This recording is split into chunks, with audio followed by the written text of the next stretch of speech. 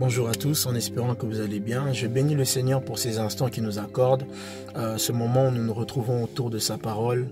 Je bénis aussi la vie de la sœur Amy. Merci pour le privilège qu'elle m'accorde de pouvoir vous parler. Merci pour cette plateforme qui a été créée pour entendre la parole du Seigneur, et je prie qu'un cœur soit touché pendant ces instants. Nous allons parler de l'amour. Je vais parler de l'amour de Dieu, l'amour du prochain, mais aussi du leadership. Parce que selon moi, je pense qu'il est impossible de parler de leadership sans parler de l'amour. Donc le leadership et l'amour sont très très liés. Et je prie qu'un cœur soit touché pendant ces instants et qu'une vie soit changée, soit restaurée dans le nom de Jésus. Si nous considérons la Bible de manière générale dans sa globalité, vous allez remarquer que le thème qui revient souvent, le thème central de la Bible, n'est rien d'autre que l'amour. Dans le premier livre de la Bible, dans le premier chapitre de Genèse, on nous présente un Dieu travailleur, un Dieu bosseur. On nous présente un Dieu créateur. Du reste, on parle du créateur incréé, celui qui a créé mais qui n'a jamais été créé. Donc on nous présente un Dieu qui a l'initiative de la création du monde et de tout ce qui s'y trouve. Et on voit un moment où Dieu choisit de créer l'homme à son image et à sa ressemblance. Mais quelque chose de tragique se passe dans ce monde parfait. Nous voyons le péché qui vient s'installer. Le péché vient s'introduire dans ce monde parfait. Et cela va causer la chute de l'homme. L'homme a transgressé un principe établi par Dieu. Donc logiquement, l'homme devait être puni. Dieu a effectivement puni l'homme. Mais qu'est-ce qui se passe après? Il y a quelque chose qui attire mon attention, c'est que l'homme, alors qu'il est puni, il se plaint d'être nu. Il se plaint de sa nudité. Mais quelque chose se passe dans Genèse 3, 21. La Bible dit que le Seigneur Dieu fit à l'homme et à la femme des habits, des vêtements de peau dont il le revêtit. Donc Dieu conçoit le vêtement et il habille l'homme et la femme, l'homme qu'il a puni. Nous voyons la justice de Dieu, la colère de Dieu, c'est vrai, mais une autre facette de sa personne qui est son amour. Car j'aime dire souvent cette phrase, Dieu est ce qu'il a. Notre Dieu est ce qu'il a.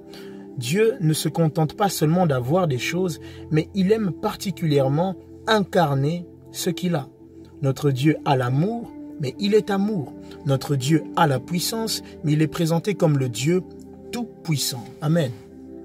Et dans le même livre de Genèse, lorsque nous allons dans le chapitre 6, nous allons remarquer que le monde que Dieu a créé sombrait dans le péché à un niveau pas possible, à un niveau où Dieu regrette d'avoir créé les humains. Le cœur de Dieu était triste. Alors que lorsque nous repartons dans le premier chapitre, vous allez remarquer qu'à chaque fois que Dieu créait quelque chose, il voyait que cela était bon. Nous voyons un Dieu qui crée, qui est en admiration face à son chef-d'œuvre.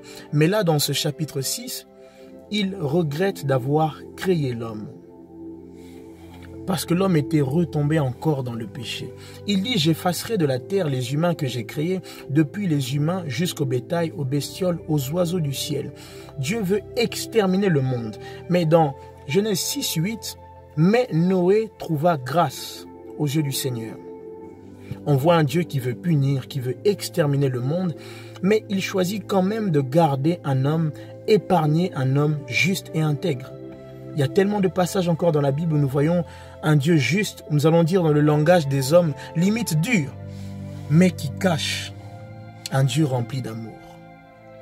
Et si nous allons dans le Nouveau Testament, nous connaissons ce passage que nous avons appris même à l'écodime, à l'école de dimanche, alors que nous étions petits. Jean 3,16, car Dieu a tant aimé le monde, qu'il a donné son Fils unique. Nous connaissons le passage. Mais le monde dont il est question dans Jean 3,16, on nous parle des hommes. On ne parle pas du système, mais on nous parle des hommes, les hommes que Dieu a créés. Et à ce moment précis, les hommes dont il est question sont dans la perdition. Les hommes dont il est question ne sont plus sur le droit chemin. Donc Dieu choisit de sacrifier son Fils pour gagner des fils. Il choisit de perdre son Fils unique pour gagner une multitude de fils. il fait un échange pour garantir la vie éternelle aux hommes. Ces hommes qui étaient destinés à la perdition, à la mort, parce que vous savez, la Bible dit, le salaire du péché, c'est la mort. Cet homme qui avait une trajectoire, la mort, la venue de Jésus est venue changer notre trajectoire. Nous qui étions destinés à la mort, à la perdition, la venue de Jésus est venue nous repositionner. La mort était notre suite logique, mais dans son amour, il nous a donné son Fils unique pour changer notre trajectoire. Donc l'amour est l'essence même de Dieu. L'amour est l'initiative de Dieu. L'amour est un attribut divin. Car Dieu a tant aimé le monde qu'il a envoyé son Fils unique. Donc Dieu a tant aimé le monde qu'il a envoyé la concentration de son amour. Il a envoyé la matérialisation de son amour qui est Jésus-Christ. Et cet amour a vécu parmi les hommes. Cet amour a fait des miracles. Cet amour a fait des prodiges. Cet amour a pardonné. Cet amour a restauré. Cet amour a fait du bien. Dieu a voulu transmettre son amour par son Fils afin que nous vivions aussi selon ce modèle. Dieu a voulu transmettre son amour par son Fils afin que nous puissions nous vivre selon ce modèle. Dieu a donné son Fils s'est donné à la croix pour qu'à notre tour, que nous puissions manifester cet amour envers notre prochain, celui que nous appelons notre frère ou notre sœur. Si l'amour de Dieu si l'amour est un attribut divin, l'amour doit être le caractère fondamental d'un véritable chrétien. N'avez-vous jamais remarqué dans le Nouveau Testament la répétition de les uns les autres? Aimez-vous les uns les autres, exercez l'hospitalité les uns envers les autres, saluez-vous les uns les autres, pardonnez-vous les uns les autres, supportez-vous les uns les autres, accueillez-vous les uns les autres. Il y a ce passage dans 1 Jean 4,11 où il est écrit « Bien-aimés, si Dieu nous a ainsi aimés, nous devons aussi nous aimer les uns les autres. » L'amour que nous devons nous manifester en tant que frères et sœurs a comme modèle, référence, l'amour que Dieu nous a exprimé en nous présentant son Fils, Jésus.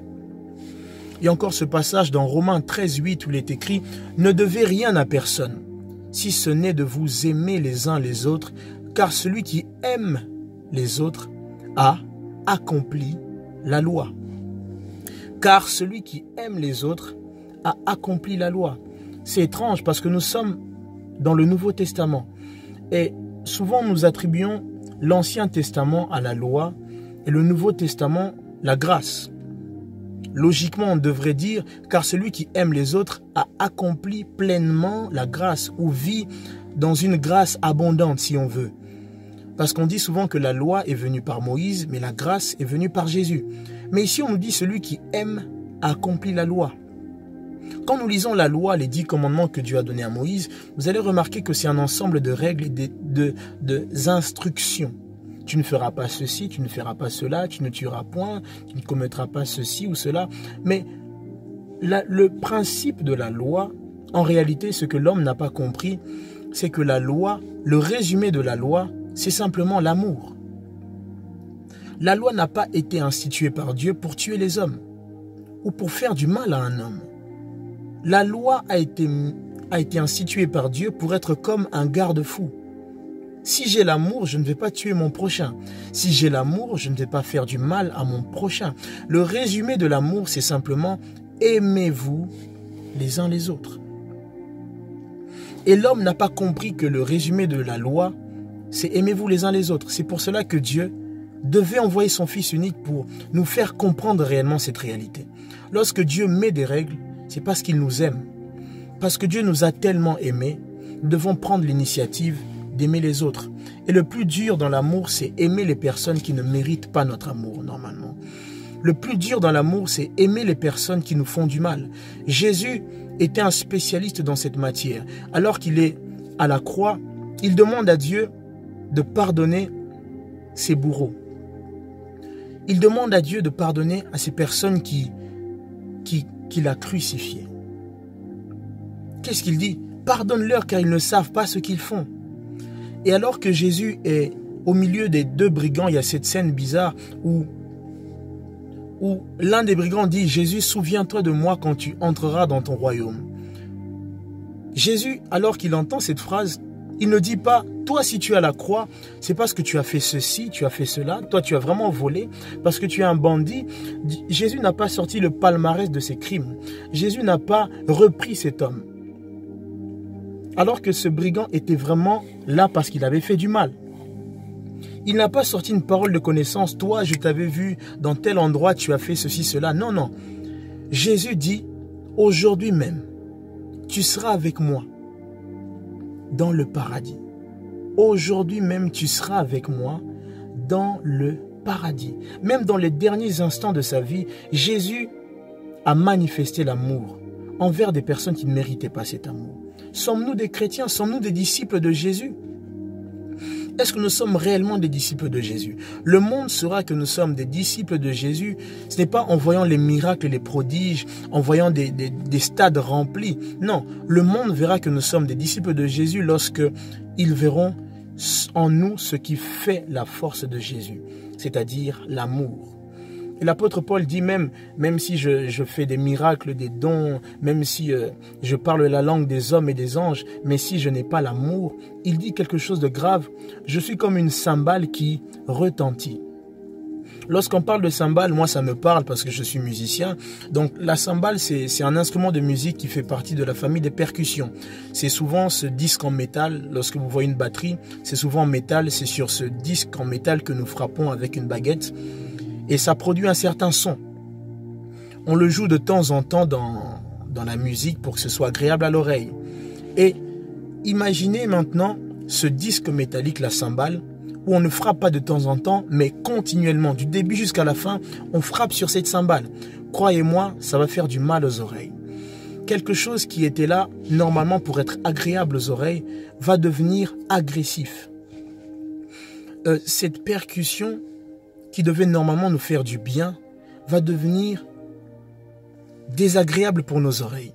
C'est exactement ça lorsque nous utilisons le don, cette capacité que Dieu nous a donnée, normalement qui doit faire du bien, mais lorsque nous l'utilisons sans amour, nous devenons comme cette cymbale sur laquelle nous frappons, et cela finit par nous faire du mal.